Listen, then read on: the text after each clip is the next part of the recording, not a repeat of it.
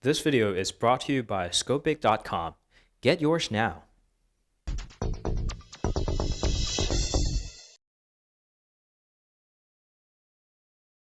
Hey guys, welcome back. This is Phil from underKG.com and this is Coolpad Cool Changer 1C. The hardware is done by Coolpad and the software is done by Loeco, although they are one of the major shareholders of Coolpad, so I don't know, it's one of their phones now. But aside from all that, the reason why I chose this as my review today is because of its specs.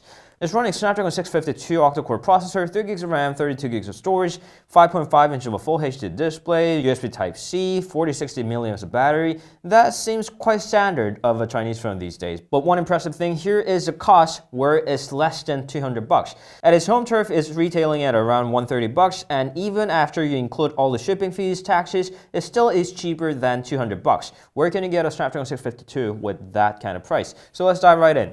With that specs at that price, you can't have everything perfect, and that comes in the material finishes of the phone. This is metal, these are plastic, and there is no coat applied on top of it. That means that you will have the raw materials, and that is not exactly the best for your actual feelings when you're having it on the phone, or protection of the materials against the scratches. In short, it could have been better, but let's move on to the internals of the phone. Unlocking the phone, if you have a pin code setup, it's going to recognize the direction that you're holding your phone. It's going to push the number pad to the side where it's handier for you to input with one hand. And as a modern smartphone, of course it does have the fingerprint reader, where it's quite reflective and accurate and fast at the same time. Moving on to that 5.5 inches of display panel, it's not exactly the best one. It's not as bright as some of the other panels. It's got a yellowish tint, a bit more so than the other phones. And while it does have the color mode that you can switch from Loeco, Vivid, Natural, and Soft, they don't do the best job, and it does not have the white balance switcher. And if you look closely enough, there are 3 capacitive touch keys: multitasking, home, and the back key. They do light up, although they do it very weakly, and the press and hold actions can be customized. You can make it to turn off the screen, make it capture, or make it work as a retro menu key. And to make things better, you can even swap between the back and the multitasking key. One thing that I wish was there is the ability to change the LED timeout here. Moving on to the actual performance of the phone, it's got a Snapdragon 652 again with 3GB of RAM, and they are pretty good. It's a pretty powerful processor where CPU is closer to that of the Snapdragon 801 and the GPU is that of Snapdragon 805. There are a few generations behind, but it still is powerful enough to run some of the major 3D games and graphics intensive tasks. Overall software optimization is pretty good too, and this is one of the best GPUs or the CPUs that you can get at this price point. Getting back to the software, one of the things that I really don't like is how they hide all the notification icons over there. As you can see, there is not one but 2 running apps over there that display the icon, but they're hidden with the 3 little dots here. Some popular apps like Instagram and Facebook do show icons there, but most of the times, most of the icons will be hidden in that format. And if you have tried numbers of Android phones, they usually have the toggle icons in the notification bar. They usually have it on top there or on the right side of the page, or for some Chinese phones you can pull it up from bottom like an iOS, but it has a search bar there, and the toggle keys are surprisingly enough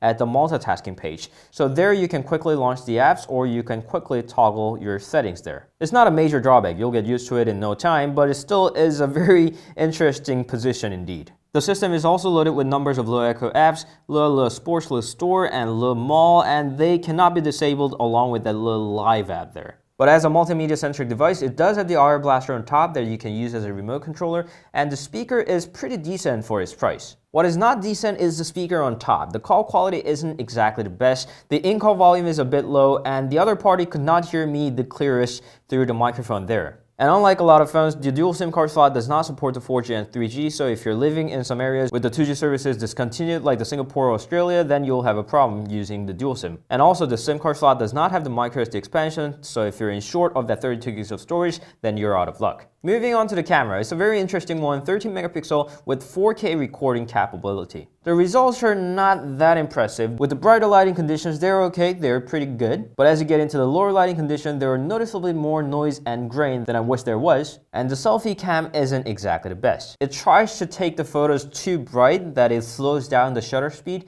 that it gets shaky. So unless you got a really steady pair of arms, you will most likely end up having a shaky selfie photo. But there is one part that pays off, and it's the 40-60 mAh of built-in battery. It lasts up to 6 hours to 6.5 hours of screen on time, and that is pretty impressive with a powerful processor like the Snapdragon 652 built in. And considering that the 652 isn't exactly the most energy efficient processor, this is definitely an impressive performance. The one minor but very important caveat here is the lack of fast charging. It does have the USB Type-C port, but it does not support the Quick Charge 3.0, 2.0, or even its proprietary quick charging technology. So you'll have to have 3 hours to fully charge up the battery.